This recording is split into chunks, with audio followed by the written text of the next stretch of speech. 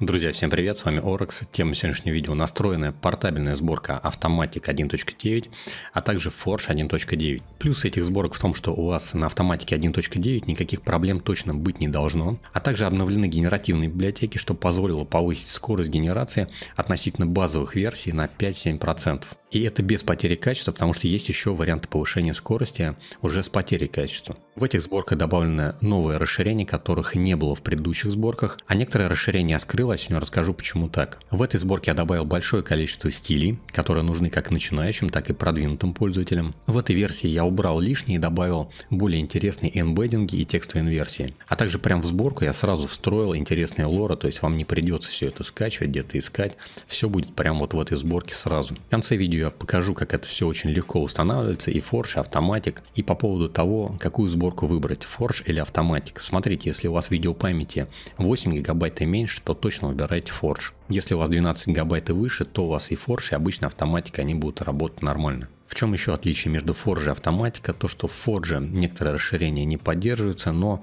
без этих расширений вполне можно обойтись, они не столь значимы. Друзья, если вы как-то наткнулись на это видео, вам все это интересно, но вы не понимаете, о чем я говорю, то для вас у меня есть специальный последовательный курс по Automatic 4 единицы. Более подробную информацию вы можете найти на сайте stablediv.ru, ссылка будет в описании под этим видео. На сайте есть подробная информация и структура курса. Если вам будет что-то непонятно, там есть контакт администратора. Всех жду на курсе, а мы продолжаем. Вот так вот выглядит Automatic, здесь очень много различных расширений. И первое расширение, которое я бы хотел показать, это переводчик, то есть здесь мы пишем на русском языке, нажимаем Enter и получаем сразу перевод Golden Hat, то есть золотая шляпа. Также мы этот перевод видим вот здесь вот снизу. Вот эти вот все токены мы можем перетаскивать вот так вот вперед-назад, можем их отключить, дважды щелкнув, то есть временно их отключаем и потом их можем опять обратно включить. Также здесь есть еще дополнительный набор вот такой вот по темам здесь разбитый, то есть вы можете прямо вот здесь вот полистать и выбрать какие-то уже готовые токены интересные. Сейчас у нас генерировалось изображение 768 на 768 на модели 1.5. Но если мы вот такое вот изображение хотим сгенерировать на 1024 на 1024, мы нажимаем Generate и получаем не совсем правильную генерацию. Давайте зафиксируем сит, опустимся ниже и выберем вот такое вот расширение Kohya Hi-Res Fix. Включаем это расширение, нажимаем снова Generate, больше там ничего настраивать не нужно. И теперь мы получаем правильную генерацию в размере 1024 на 1024 на модели 1.5. А также генерация происходит достаточно быстро, это все-таки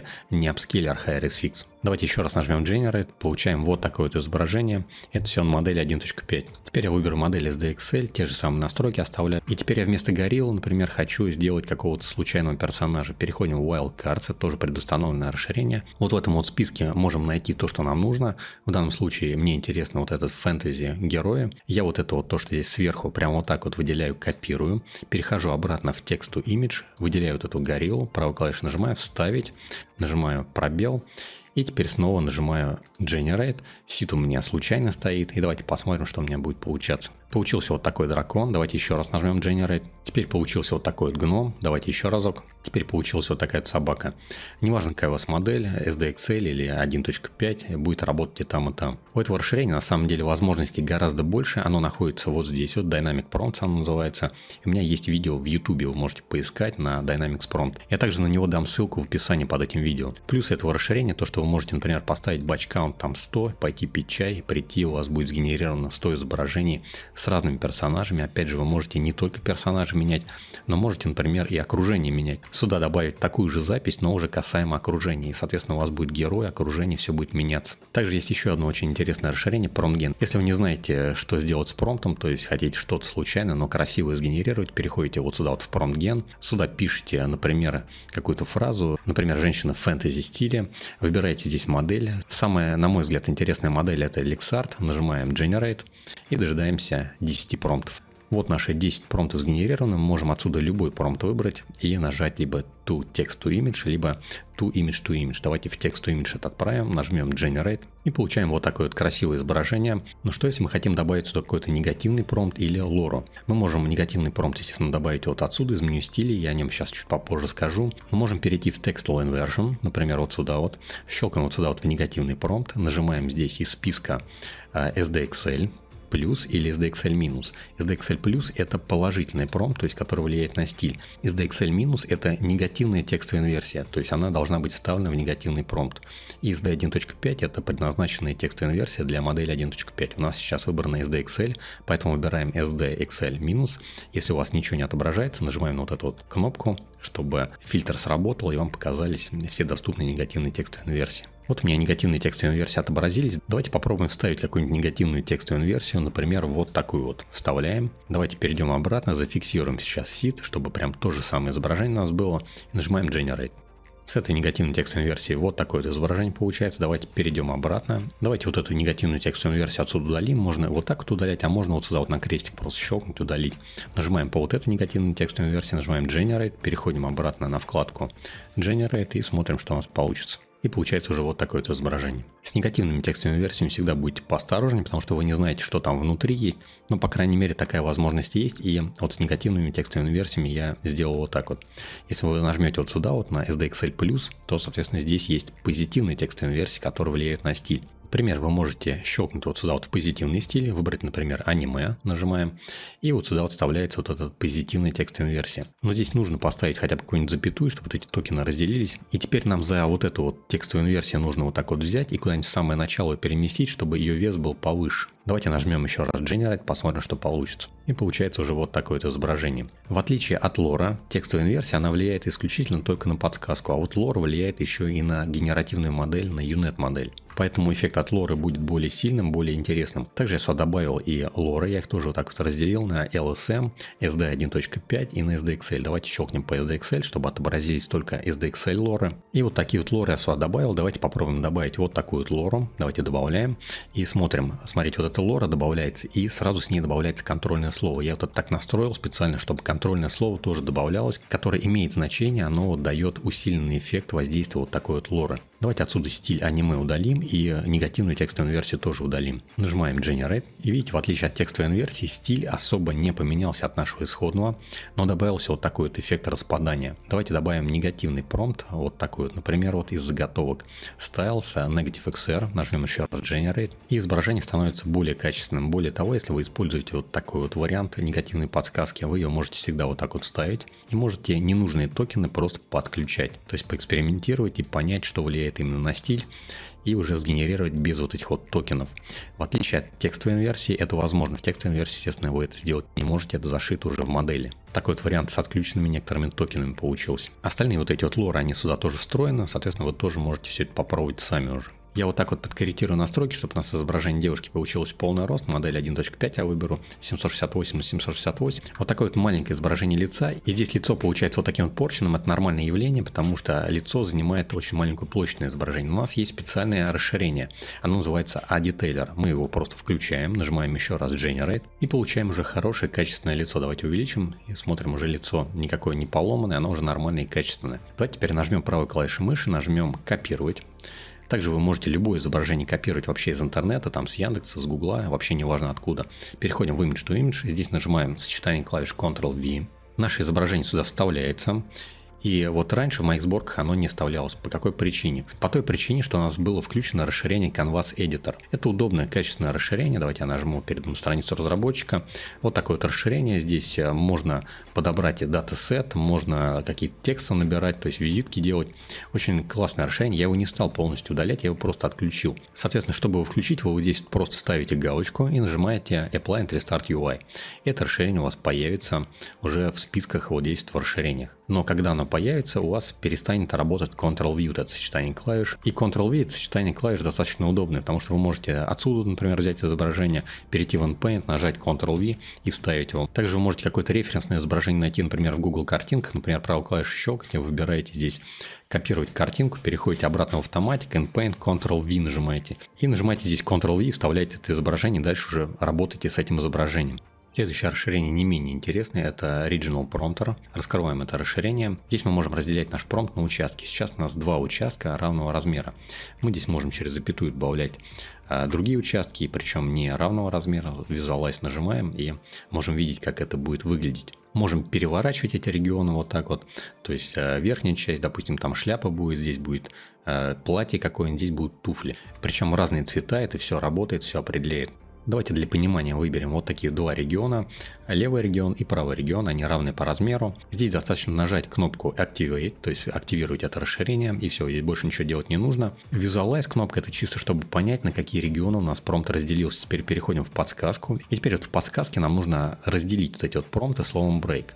Вот таким вот словом break мы разделяем левую подсказку от правой подсказки. Fantasy Woman слева и Dog справа. Нажимаем Generate. Получаем вот такое вот красивое изображение. Соответственно, мы можем какую-то композицию вот таким образом составлять. Работает это в основном на моделях 1.5, на SDXL тоже работает, но гораздо хуже. Можно сказать, работает только на моделях 1.5. Но вы не отчаивайтесь, вы здесь можете на модели 1.5 сделать именно композицию, и потом эту композицию уже детализировать, например, в Image to Image. Вот эти вот участки, их можно делать гораздо сложнее. Смотрите, переходим в Mask, нажимаем Create Mask Area, выбираем размер кисти немножко побольше. И давайте сделаем несколько объектов. Первый объект — это у нас будет шляпа. Нажимаем Draw Origin Show Mask. И у нас вот таким вот цветом уже отображается маска. Она уже сработала и нас перекидывает на второй регион. То есть у нас был первый, теперь второй регион. Мы теперь выбираем второй регион. Вот так вот. Опять же нажимаем Draw Origin.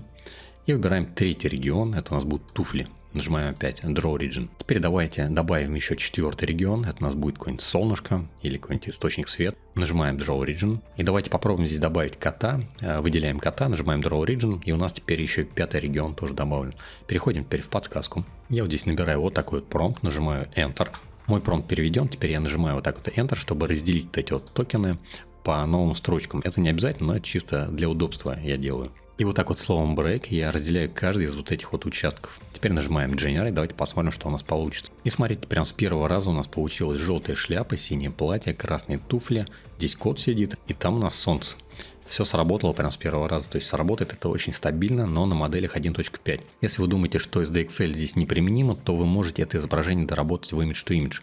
Можете отправить вот так в Image to Image, можете нажать копировать картинку, перейти в Image to Image, Ctrl-V, вставить это изображение. Если вот так это изображение вставляете, сначала крестиком закрываете, потом опять нажимаете Ctrl-V. Вы можете сказать, зачем вот это вот копирование, когда есть просто кнопка, можно перекинуть изображение в Image to Image. Да, вы можете это изображение вот таким образом перекинуть, но оно перекинется вместе со всеми настройками, с промптом, вот с этими вот настройками. И представьте, вы в Image to Image все настроили для апскейла. То есть вот здесь вот все настройки выставили. И после того, как вы сюда вот так вот изображение перекидываете, просто все эти настройки заново сбиваются, вам их заново нужно настроить. Это реально неудобно. То есть правой клавишей нажимаете, копировать. Вы, конечно, можете на рабочий стол скидывать, но опять же это тоже неудобно. То есть правой клавишей нажали, скопировали и вот сюда вот Ctrl-V нажали, вставили. Также вот отсюда можете откуда-то копировать, также не перенося это все на рабочий стол. То есть это гораздо удобнее, по этой причине Canvas Editor отключен. И потом есть у нас Photopea, и о ней сейчас еще поговорю. Теперь мы выбрали модель SDXL, на котором будем дорабатывать это изображение. Нажимаем вот сюда вот по скрепочке. После того, как поместили вот сюда изображение, и с него будет считан промпт. Промпт считан. Теперь мы получили нормальный промпт. Не такой вот, который у нас использовался для Regional Prompter, потому что здесь у нас уже не будет включен вот этот Regional Prompter, а уже нормальный промпт, который был считан вот с этого изображения. Давайте выберем какой-нибудь негативный промпт, например, вот такой вот Negative Realistic. Также мы можем перейти в Lore и выбрать, например, More Art или Add Detail, чтобы добавить детали этому изображению. Нажимаем, допустим, Add Detail, добавляем эту Lore вот сюда вот. Здесь мы можем сразу понизить вес этой Lore, допустим, до 0,8. Сейчас у нас размер изображения 768 на 768. Нажимаем по вот этой кнопке, это расширение Aspect Ratio Helper, нажимаем на замок.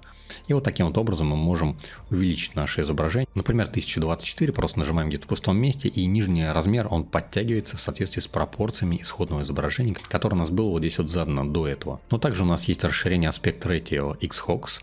Здесь уже большая подборка различных разрешений изображений, причем они разделены на модели SD 1.5 и на модели SDXL. Вот для SDXL здесь хорошая подборка, а для SD 1.5 она такая урезанная немножко, но если мы просто ее большую бы сделали, было бы неудобно этим расширением пользоваться. Поэтому с SD 1.5 здесь вы можете смело экспериментировать и выбирать какие-то другие разрешения, но более популярные они сюда добавлены. По сути дела, мы сейчас сделали upscale. Давайте выберем denoising страницу 0.6, такой посильнее, и нажмем Generate, посмотрим, что у нас получится. Вот такое вот изображение у нас получилось. Я еще здесь подключил автодетейлер, чтобы лицо не было ломаным, потому что оно слишком маленькую площадь на этом изображении занимает. И мы можем теперь перейти в расширение Photopea. Давайте скопируем это изображение, нажимаем правой клавишей копировать картинку, переходим в Photopea. Вот такое вот расширение Photopea, это аналог, в общем-то, Photoshop, но такой более упрощенный. Давайте закроем вот эту вот заготовочку, нажимаем Ctrl-V, опять же ставить. Она вставляется вот это изображение, и представим, что мы как-то хотим подкорректировать это изображение и уже дальше потом с ним работать. Нажимаем, например, изображение, коррекция, выбираем уровни, и мы здесь можем вот эти вот уровни подкорректировать. Но здесь, конечно же, возможностей гораздо больше. Мы здесь можем различные фильтры использовать, чего здесь только нету. Опускаемся теперь ниже и выбираем здесь Send to Image и отправляем это изображение обратно в Image to Image.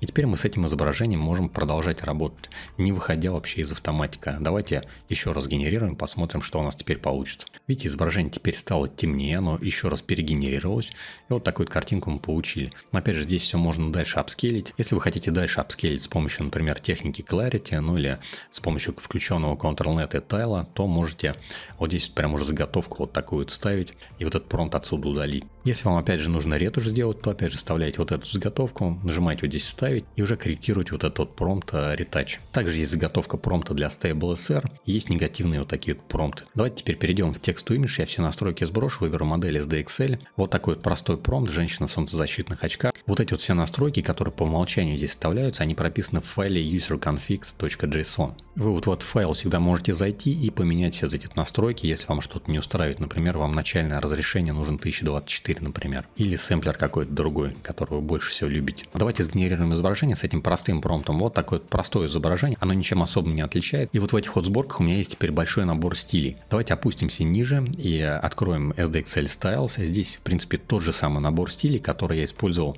обычно. Выбираем любой стиль, нажимаем Ctrl-Enter. Это аналог кнопки Generate. И получаем уже это же изображение, но уже в другом стиле. Выбираем другой стиль, нажимаем Ctrl-Enter, получаем это же изображение, но уже в другом стиле. Давайте выберем здесь базовый стиль и закроем это расширение. Теперь перейдем вот сюда, вот в Styles. И давайте теперь пролистаем вот этот вот набор стилей, вот так вот пониже, и посмотрим, сколько здесь стилей добавилось. То есть этих стилей здесь раньше не было, но теперь их здесь очень много. И более того, я доработал вот этот файл так, чтобы вот эти вот настройки, они не слетали. Смотрите, как мы можем делать. Мы выбираем, например, вот этот вот стиль, нажимаем Ctrl-Enter. Не обращайте внимания, что сюда добавляется вот такая вот запись, это ничего страшного. Она добавляется, но никакого эффекта она не оказывает. Например, нам вот этот вот стиль не понравился, да, давайте вот так вот сместим, чтобы мы видели это изображение. Нам не понравился, мы снимаем вот эту галочку, листаем ниже, выбираем другой стиль, нажимаем опять Ctrl-Enter, чтобы не закрывать этот список стилей, потом не искать, где мы остановились. Опять же снимаем галочку, опускаемся ниже, выбираем вот так вот другой стиль, нажимаем опять же Ctrl-Enter, и у нас опять же другой стиль, видите?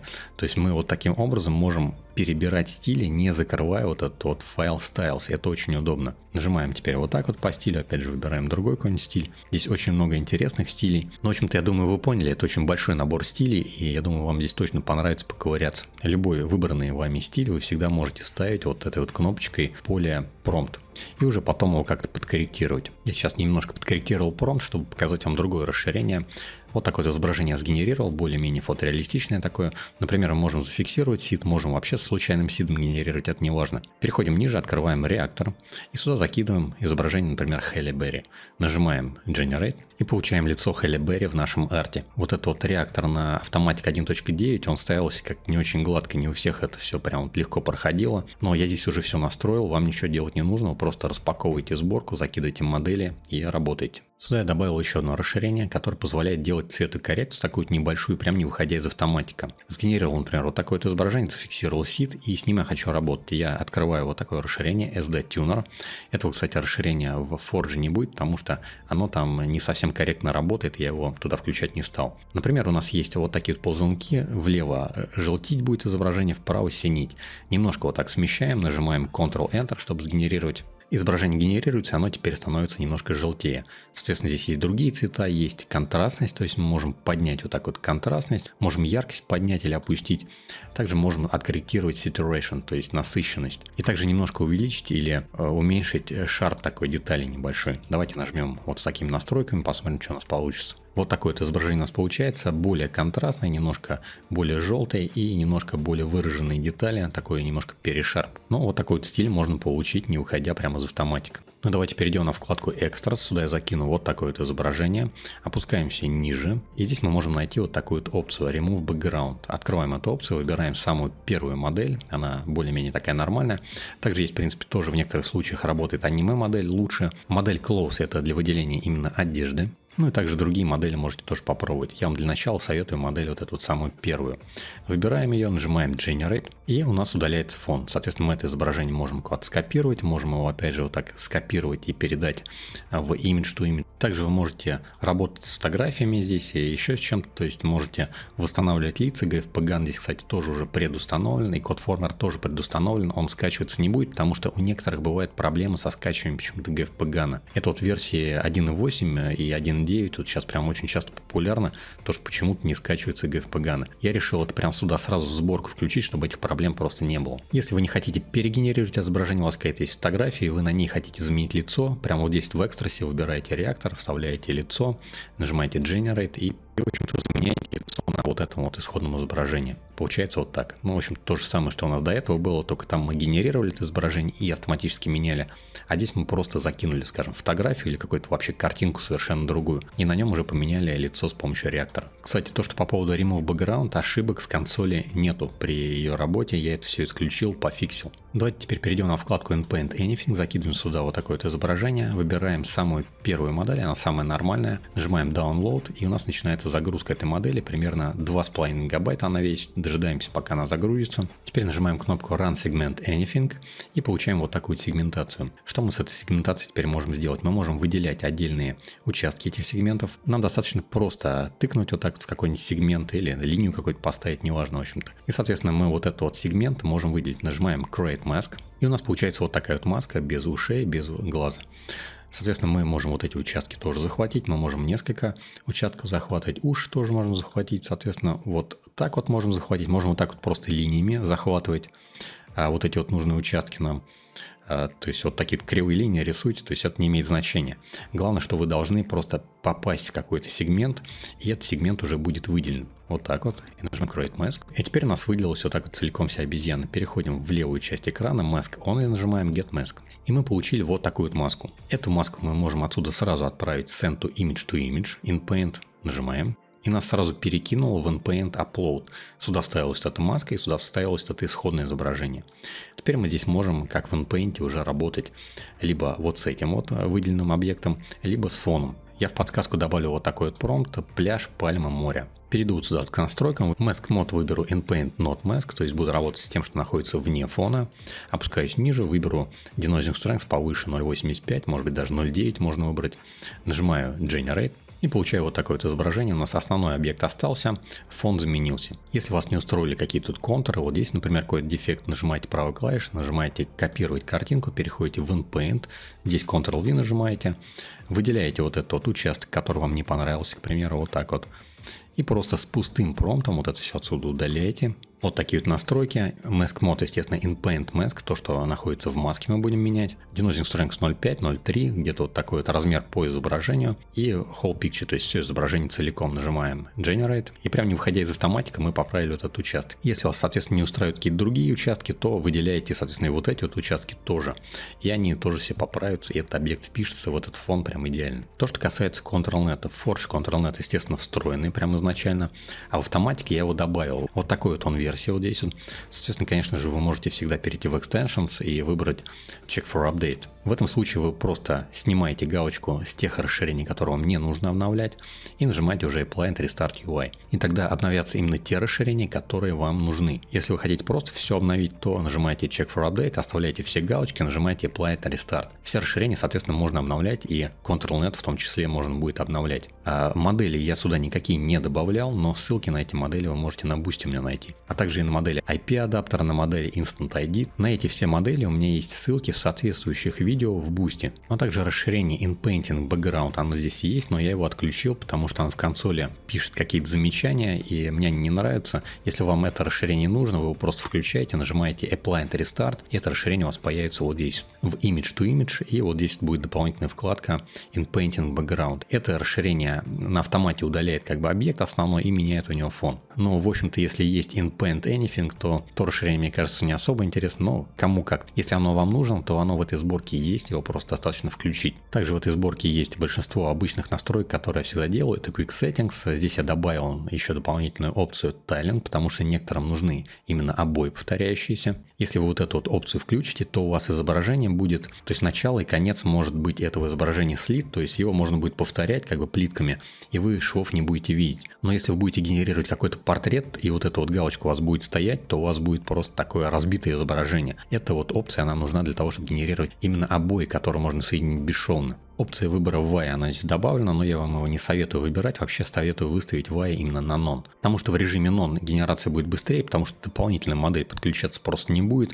А вот в этих вот моделях, которые вы сейчас можете скачать, современные модели, в них уже встроенный VAI, он ничем не уступает тому VAI, который вы в 10 выберете. ClickSkip просто просят люди вставлять, я им, честно говоря, не пользуюсь, но кому-то нужно, я его сюда добавляю. Все настройки, которые я мог добавить, я их добавил. Также обновлены QDNN библиотеки, что позволяет ускорить генерацию по сравнению с базовыми версиями автоматика и Forge в том числе. Но если у вас совсем все плохо со скоростью генерации, вам нужно быстрее, вы готовы пожертвовать качеством уже генерации, то в этом случае вы можете перейти в Settings, переходите в Optimization и находите здесь вот такой вот параметр. Он называется Negative Guidance Minimum Sigma. И вот этот параметр вы можете поставить вот так вот на троечку. И в этом случае каких-то существенных изменений в качестве изображения будет незаметно, но скорость генерации немножко поднимется. Если вы Guidance Minimum Sigma поднимете вообще до 7, то уже будет очень сильно заметна деградация изображения, но скорость генерации, естественно, вырастет больше. Я же такой параметр включать в сборку не стал, так как он влияет на качество изображения, а качество изображения мне очень важно. Поэтому, если вам нужно ускорить, то вы знаете, как это сделать. Можно вот с помощью вот этой вот опции. Работает она как и на Forge, так и на автоматике 4 единицы.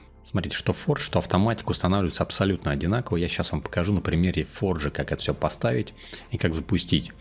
Выбираем папку, куда вы хотите разместить вашу сборку. Я выбрал, например, вот такую папку. Самое важное здесь не использовать кириллических символов и не использовать пробелов. А также какие-то символы, кроме тире и подчеркивания, здесь тоже лучше не использовать. Вы скачиваете вот такие вот 4 файла. Возможно, я потом переделаю эти архивы и будет просто 3 файла. Вот этот первый файл — это exe.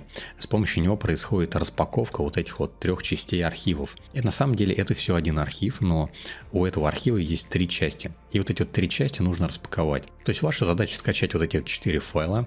Скачиваете эти 4 файла, нажимаете по первому файлу, который называется .exe. У вас открывается вот такое вот окошко, и вас спрашивают, куда вы хотите распаковать этот архив. Вы можете его оставить прямо по вот этому пути, как вы сейчас находитесь. Нажимаете «Экстракт». И у вас начинается распаковка прямо вот в эту папку, которую мы выбрали.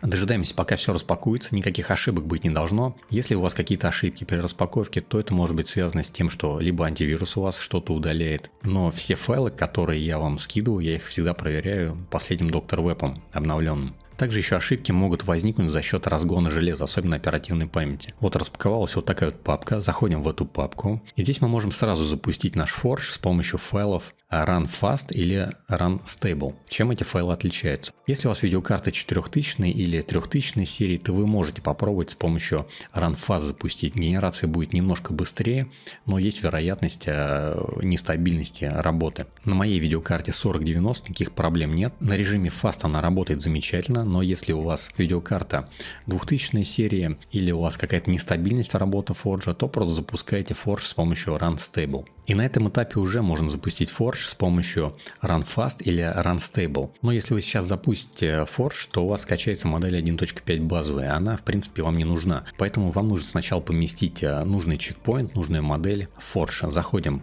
в WebUI, в автоматике то же самое. То есть то же самое вам нужно сделать абсолютно. Эмбеддинги здесь уже установлены, экстеншены установлены, output папка есть, она помечена. В Models заходим, здесь у нас Upscaler дата есть, ESRGAN Upscaler уже есть. LoRa уже необходимый набор загружен, VAI тоже загружены. ControlNet не загружены, но ControlNet вы можете скачать и уже потом поместить вот сюда, вот именно вот в эту папку. На автоматике абсолютно то же самое, тоже помещайте модели ControlNet именно вот в эту папку внутри Models, не в Extensions. Мы же переходим в Stable Diffusion и сюда закидываем модельку.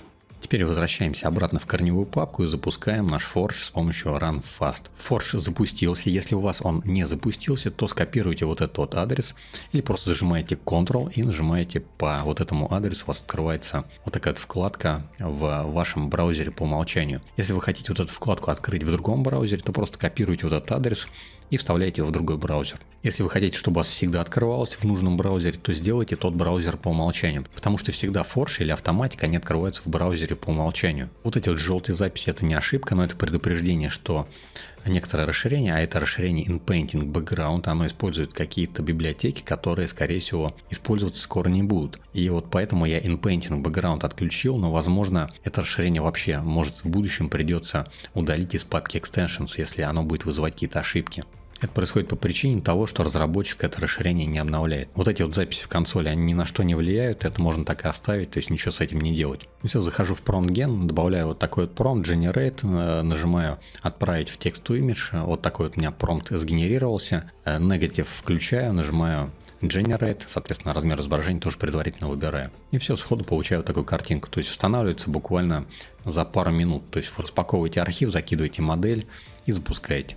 Дальше уже с этой сборкой можно работать как вам угодно. И автоматик устанавливается абсолютно так же, но в автоматике единственное, что там просто есть run.bat. Там нет ни fast, ни stable. С помощью него вы запускаете и все. Если вам нужно будет обновить вашу сборку, то запускаете вот этот файл update.bat. В автоматике то же самое. Друзья, все вот эти вот ссылки вы можете найти на Boosty, но по традиции эта сборка, она бесплатная, и, соответственно, на Boosty этот пост бесплатный, поэтому вы можете перейти на Boosty и воспользоваться этими ссылками и скачать эти сборки бесплатно. Но если эти сборки вам и в будущем нужны, то вы можете поддержать меня на Boosty, потому что это очень муторная затея, все это тестировать, собирать, и если это, никому особо не нужно, то я это просто делать не буду. Но если вы только начинающий и вам интересен этот весь процесс, все вот эти нейросети, и вы не знаете, с чего начать, то у меня для вас есть специальный последовательный курс по автоматике 4 единицы, который сэкономит кучу вашего времени на изучение автоматика и Stable Diffusion. Более подробная информация есть на сайте stablediff.ru, там же есть контакт администратора, если вам будет что-то непонятно, и там есть вся программа этого курса. Также я вас приглашаю в наш большой чат в Телеграме, там очень большая группа с разными комнатами по интересам. Там есть и Forge, там есть и Conf.ui, и Automatic. Есть возможность поделиться своими генерациями, посмотреть чужие генерации, посмотреть промпты. Очень интересная активная группа, обязательно заходите, там вы точно не заскучаете. Если вам нужно больше разрозненных уроков со всеми подборками, прям по ссылочкам, с инструкциями, то переходите на мой Boosty, ссылка будет в описании опять же под видео. Ну а на этом всем удачной генерации, всем хорошего настроения, всем пока!